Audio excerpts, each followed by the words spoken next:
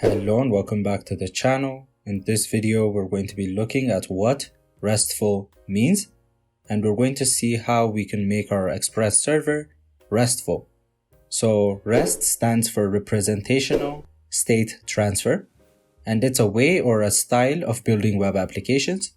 A RESTful server is mainly characterized by each resource, which in our case is going to be each node, having its own unique address. There are also other characteristics that define a RESTful server, which you can look up, but in this video we're going to be focusing on the unique address. So to get a unique address, we're going to be using the ID element of each node.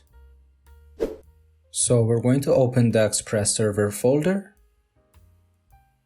and we're going to open our index.js file, and in here we're going to add different functionalities. So at the bottom, we're going to have another get function, and the address is going to be /API/nodes. And in order to take input from an address, we're going to use colon followed by the name we want to give that input. In our case, we're going to give it the name ID. And as usual, we're going to have a function which takes in a request and a response. Now in here, we want to first extract the ID. In order to do that, we're going to have a variable called ID, and we're going to give it the value of request.params.id. So what this is going to do is it's going to extract the ID from the request the client sent. Once we have the ID, next we want to filter out the node, the specific node that matches that ID. So we're going to have a variable called node, and we're going to use the find function. So we're going to have nodes.find, which is going to give us an individual node, and we want to return a node if the node.id is the same as the ID we got from the request. And finally, we're going to respond with this node. So we're going to have response.json, and we're going to pass in the specific node. Now, if we were to run this, nothing would get displayed. That is because when we are getting the ID, we're getting it in string form. So the type of the ID variable is going to be string, but the ID we have in our nodes collection is of type number. So in order for those to match, we need to convert the ID we get to a number. And we can simply do that using the number function. So we're going to have number, and in parentheses, we're going to pass in the ID parameter. So now we can save our file and open the terminal and navigate to our application, which is in Express server. We're going to use nodemon to run our server, and the shortcut to do that is npm run dev. And we're going to press enter. And now we're going to open our browser. As before, we get the list of nodes when we're accessing API/nodes. Now we want to see if we can get a specific node. So let's say we want the node with the ID of 2, which is going to be browser can execute only JavaScript. So we're going to add 2 to our address and press enter. As you can see, we get the node with the address of 2.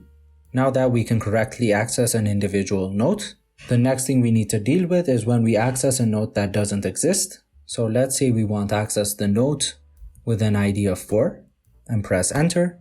As you can see, we get nothing. And if we open the developer console and go to the networks tab to see the different requests, we need to reload our page. So we're going to reload our page. As you can see, we have one event, and the problem here is that we're getting a status of 200. So as you know, the status 200 means the response was successful. But in our case, we want to show a different status code. Since we're not getting any nodes, we want to get a status code of 404, which means not found. So in order to fix this, we're going to head back to our code. And in here, before we respond with the node we found, we're going to have an if condition. So we're going to have if, and the condition is simply going to be node. So if node is defined, that means we find a node. In that case, we do want to respond with a JSON version of that node. But when note is not defined, we are going to have an else statement. So we're going to have else, and we're going to respond with a status code of 404, and we're going to use the end function to end our response.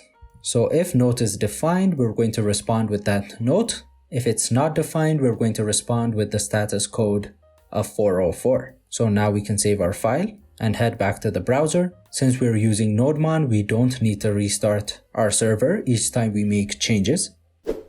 So now if we try to access a node that doesn't exist, we're going to pass in 4 and press enter.